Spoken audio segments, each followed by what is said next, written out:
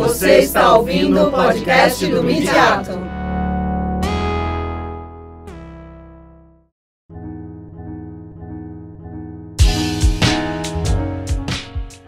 Olá, você está ouvindo as apresentações do terceiro simpósio Linguagem e Práticas Midiáticas, Crítica das Representações e Mediações, que celebrou 10 anos do nosso grupo de pesquisa. Ele foi realizado em abril de 2019, na Escola de Comunicações e Artes da USP, e contou com a apresentação de 20 pesquisadores. Você irá ouvir a seguir a apresentação do pesquisador Silvio Anás, doutor em Comunicação e Semiótica pela PUC São Paulo. No simpósio, ele fala sobre o conceito de entretenimento e suas relações com as narrativas ficcionais, especialmente as séries de TV. A apresentação enfatiza as estratégias narrativas que algumas séries adotam para estimular o engajamento da audiência na expansão de seus universos narrativos.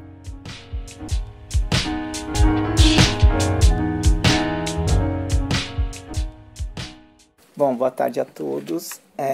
Meu trabalho é entretenimento e engajamento da audiência. Na verdade, é uma vertente da minha pesquisa atual, focada principalmente nessa questão da cultura da participação, vindo aí do conceito do Henry Jenkins. E o que motivou esse trabalho, esse artigo, é um incômodo que eu sinto pelo costumeiro uso que a crítica, principalmente jornalística, faz, e acadêmica também, do termo entretenimento para qualificar como de menor importância determinadas produções culturais.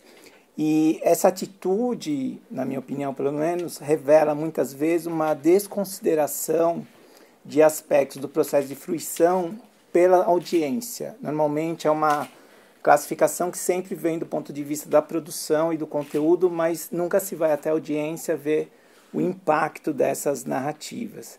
E nas últimas semanas a gente teve vários exemplos disso. Eu posso citar o de um crítico de TV do UOL, que sobre Game of Thrones, quando vai fazer análise de Game of Thrones, ele deixa entender que até Game of Thrones a HBO era uma produtora séria, porque ela investia em temas realistas. A partir de Game of Thrones ela perde essa qualidade, porque ela começa a apostar em narrativas de fantasia. Então, esse é o incômodo, né, nessa questão que eu gostaria de trazer para vocês. E para começar, eu queria definir o que eu estou chamando de entretenimento, o que eu estou chamando de engajamento da audiência. Então, entretenimento seria essas atividades e conteúdos a partir do qual o indivíduo ocupa, se distrai-se ou diverte-se de maneira prazerosa. Então, uma definição bem geral de entretenimento, aí entra os filmes de fantasia, os filmes de super-heróis, por exemplo. Uma outra definição de engajamento da audiência, que eu estou chamando de engajamento da audiência. Então, essa participação da audiência na expansão ou recriação do universo original da narrativa, resultando em novos produtos. Então, um grande exemplo é toda a produção de filmes, livros, dos Instrumentos Mortais, por exemplo, que é feita, que surge a partir de fanfiction sobre Harry Potter. Então, uma fã, né, de Harry Potter começa a escrever fanfiction sobre Harry Potter, isso se transforma primeiro num livro, e depois em toda uma série de produções de filmes. Então, engajamento da audiência, para mim, nesse caso, significaria isso. E eu fui dar uma pesquisada sobre essa origem da conotação negativa de entretenimento, né, uma espécie de uma arqueologia. E, basicamente, o ponto marcante disso é no século XVII, quando a aristocracia e a Igreja Católica, a aristocracia europeia e a Igreja Católica, classificam as peças de Molière, as dramaturgias de Molière, como de entretenimento, como se fosse algo não sério. E aí a gente consegue enxergar, desde então, claramente essa distinção, né, entre arte, que seria o que é edificante, de maior qualidade, refinado e difícil, e entretenimento, que seria aquilo hedonístico, próprio do povo, vulgar e fácil. Isso fica muito claro nessas críticas feitas a Molière. E aí a gente também consegue identificar essa relação entre arte, alta cultura, cultura erudita, e entre entretenimento, baixa cultura e cultura popular. Isso que começa no século XVII vai ser atualizado. Isso começa lá no século XVII, vai ser atualizado, principalmente no século XX, com a teoria crítica. A teoria crítica volta a fazer essa distinção, claro, usando outros termos, E o que a gente vê é a substituição da aristocracia e da igreja pelos críticos intelectuais, acadêmicos e artistas. Aquela crítica que era feita pela aristocracia e igreja agora é feita por esses profissionais, por esses criadores. Claro, uma parte da classe artística. Então, esse antigo papel, né, é assumido agora por essas novas pessoas. E, de certa forma, isso é um pouco dissimulado, principalmente pelos críticos e intelectuais, quando eles estabelecem uma nova hierarquia aí dentro da própria cultura pop, aquilo que eles chamam de alta cultura pop ou de baixa cultura pop. Então, na alta cultura pop, a gente teria aquelas narrativas mais questionadoras, militantes, edificantes, entre aspas, didáticas. Então, alguns exemplos, né? Elle, Spotlight, Moonlight, Black Mirror.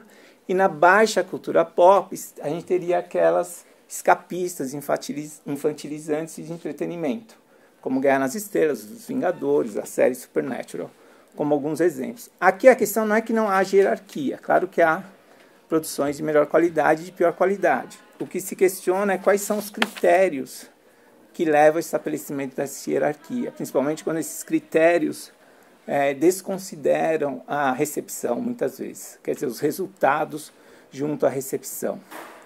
E no caso do jornalismo, acho que é um pouquinho pior nesse sentido, porque os estudos mostram uma certa irrelevância do jornalismo. Né? Uma revisão da literatura acadêmica e das pesquisas empíricas mostram que o jornalismo tem impacto zero ou quase zero em termos de receita e lucratividade dos filmes. Então, quando a gente olha o que impacta mais, é a familiaridade cultural e o gosto popular, depois a premiação. A premiação impacta até 30%, premiação é Oscar. É a única premiação que impacta, os outros não impactam. A premiação, o Oscar impacta até 30% nas receitas, familiaridade cultural impacta até 80% nas receitas. E orçamento de produção, marketing e elenco vão impactando cada vez menos, e a crítica jornalística ou é insignificante ou tem impacto zero. Ela acaba tendo um pequeno impacto indireto no boca a boca e na premiação, quando ela reforça uma opinião já existente. Então, essa questão do entretenimento, essa atitude da crítica, quando não leva em consideração a recepção, me leva a olhar um pouco essa questão da recepção. O que a gente tem hoje, quer dizer, não que a recepção tenha mudado, eu imagino, mas hoje é possível ver mais algumas coisas que a recepção produz, e hoje a recepção tem possibilidade de produzir coisas em relação a essas narrativas. Então, nessa era que a gente pode chamar de participação da audiência, que o Jenkins chama de cultura da participação, a gente percebe que, principalmente através das narrativas transmídia, ou mesmo quando não há uma narrativa transmídia, há um engajamento da audiência com a produção de fandoms, de wikis, de fanfics, quer dizer, uma série de produtos a partir dessas narrativas chamadas de entretenimento. Nesse sentido, também é importante a gente pensar num pensamento que o Bachelard traz, o Gaston Bachelard, quando ele fala que não é somente o autor da narrativa que usa a imaginação. A audiência também emprega a imaginação na fruição da obra.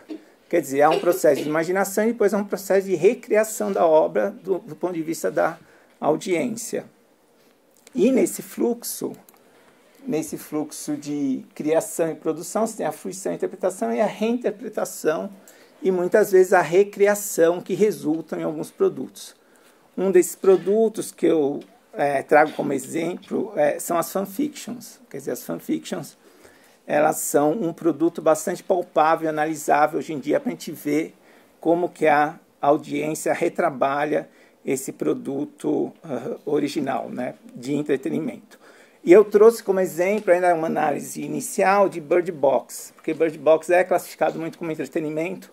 Várias críticas classificam Bird Box como entretenimento. Bird Box não é muito bem avaliado, nem pela audiência, nem pela crítica. Ela tem uma avaliação bem regular. Então, quando a gente olha Bird Box comparado com Black Mirror, por exemplo, Black Mirror no Metacritic tem uma avaliação 8.2, Bird Box 5.1. Só que quando a gente olha o engajamento da audiência, A gente vê que Black Mirror resultou em 4.000 fanfics nessa Wattpad, que é uma das principais plataformas de fanfictions, e Bird Box 68.000 fanfics. Quer dizer, Bird Box estimulou muito mais a participação da audiência. E de onde vem isso? Vem de uma série de estratégias que as narrativas... Aqui eu volto depois nesse slide. Mas vem de uma série de estratégias que as narrativas adotam, principalmente quando elas jogam com a questão espacial-temporal, quando elas jogam com multiperspectivas, que é o caso de Game of Thrones, por exemplo, ou quando elas jogam com lacunas, quando elas deixam lacunas. E de onde vêm essas lacunas? Essas lacunas vêm do processo criativo, do processo de produção. Então, quando a gente olha um processo de produção complexo, como é a dos roteiros e de produção de filmes nessas grandes indústrias, né, principalmente nos Estados Unidos, a gente vê que são decisões nesse momento que vão impactar lá na frente. Então, no caso de Bird Box, a decisão bastante simples foi de não revelar o monstro. Eles chegaram a filmar o monstro, né, na narrativa, mas por uma série de questões estéticas, etc., eles decidiram não revelar esse monstro. Ao não revelar o monstro, eles deixaram uma enorme lacuna para a audiência preencher. E isso ativou o engajamento da audiência, ativou a participação dela de forma bastante elevada. E o que a gente vê é que os elementos deixados na narrativa, além das lacunas, e que estimulam essa participação da audiência, são as intertextualidades, há muitas referências às mitologias, principalmente a mitologia cristã, a literatura fantástica, o Lovecraft aparece evidentemente, assim, principalmente no desenho do monstro, fenômenos psicológicos, histeria em massa, depressão, maternidade, e a questão da guerra química e biológica é colocada também como uma possibilidade pelos criadores. Então, Bird Box é interessante porque Bird Box é o filme de maior audiência da Netflix, produção de maior audiência da Netflix. Segundo a Netflix, 46 milhões de pessoas viram na primeira semana. Como a gente não confia muito nos números da Netflix, a Nielsen, que também mediu isso, deu 25 milhões. Essa diferença pode ser pelos critérios. A Netflix, quando você assiste 70% do filme, ela dá como filme inteiramente assistido. A Nielsen não. A Nielsen considera só se você assiste integralmente. Mas mesmo pela Nielsen, a Nielsen comparando todas as medições anteriores da Netflix, também confirma que Bird Box é o filme de maior audiência da Netflix. Então, a combinação dessa lacuna deixada intencionalmente com as intertextualidades e pistas, né, essas pistas migratórias que o Jenkins fala também, levou ao alto engajamento e à produção de teorias. Então, quando a gente vai para as fanfics, ou mesmo para os fandoms, a gente vê como esses elementos alimentam essas teorias. E numa amostragem dessa produção, uma pequena amostragem dessa produção, a gente consegue ver algumas teorias. Antes disso, também tem alguns elementos simbólicos que são muito redundantes em Bird Box, que também contribuem para a audiência elaborar suas teorias, que são a metáfora da cegueira, que é uma metáfora que vem lá desde Aristófanes, nos gregos, vem se repetindo. O tema do apocalipse, que também é um tema arquetípico que vem se repetindo. Nos últimos 30 anos a gente tem muitos filmes com a questão do apocalipse colocada. E as oposições arquetípicas e suas inversões aí, né? O claro, o escuro, bem e mal, ordem, causa, herói e monstro. Em Bird Box é interessante porque é uma inversão. O claro, que normalmente é relacionado ao bem, em Bird Box é relacionado ao mal. O escuro, que normalmente é relacionado ao mal, em Bird Box é relacionado ao bem. Então, Bird Box também trabalha com essas inversões arquetípicas. E as teorias são 3 grandes grupos de teorias. Quando a gente analisa uma amostragem do que os fãs produziram, a gente encontra 3 grandes grupos de teorias. Uma de que o monstro, né, ou essa criatura responsável pelo apocalipse, pelo clima apocalíptico, ela seria um demônio ou um espírito maligno. Então, e essas teorias são construídas a partir dessas atualizações das narrativas mitológicas e também das narrativas de fantasia, um pouco do Lovecraft. Uma outra teoria é que o evento ou a criatura seria fruto de alucinações e demência, né, e fruto das teorias de histeria em massa, e etc. A questão da metáfora da protagonista tornar-se mãe, o medo dela tornar-se mãe também aparece aí. E um terceiro grupo seria do monstro ou alienígenas, ou do monstro alienígena, né? Uma combinação. E aí, claramente, a intertextualidade com o texto do Lovecraft, né? Com o Cthulhu, lá, com o principal monstro do Lovecraft, ele tem características muito similares ao monstro ou à criatura de Bird Box. Então, esses três conjuntos de teorias são muito evidentes quando a gente analisa a produção da audiência, né, dos fãs da narrativa. Então, o que a gente tem nesse caso, um exemplo clássico disso, é que é uma narrativa de entretenimento que recorre a estratégias de engajamento, no caso de Bird Box, claramente o uso de lacunas. Isso leva a um estímulo cognitivo à audiência, a participação da audiência na expansão da narrativa e a pesquisa e produção de novos conhecimentos no âmbito da recepção. Então, de uma narrativa de entretenimento, a gente chega a uma expansão dessa narrativa e a produção de novos conhecimentos em cima dessa narrativa. E, para encerrar, eu só trouxe um pensamento do Lipovetsky, que ele vai falar que o consumo midiático não é coveiro da razão, que o pensamento elitista intelectualista afirma que o entretenimento não pode educar o espírito, só desencadeia atitudes estereotipadas, gera opiniões irracionais e produz assentimento passivo. O universo do entretenimento conduz a sacudir as ideias aceitas, a fazer ler, a desenvolver o crítico da razão, é máquina de tornar complexas as coordenadas do pensamento, despertar exigência e argumentação, ainda que num quadro simples, direto e pouco sistemático. Era isso. Obrigado.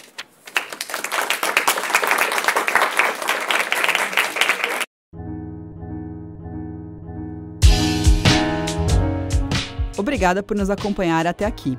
Todas as apresentações estão em nosso site. Confere lá, usp.br/midiato. Até a próxima!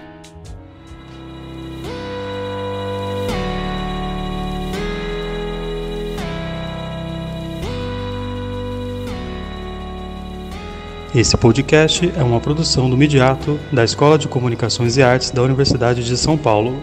Ele foi produzido em agosto de 2019 e gravado no Departamento de Cinema, Rádio e TV da ECA USP.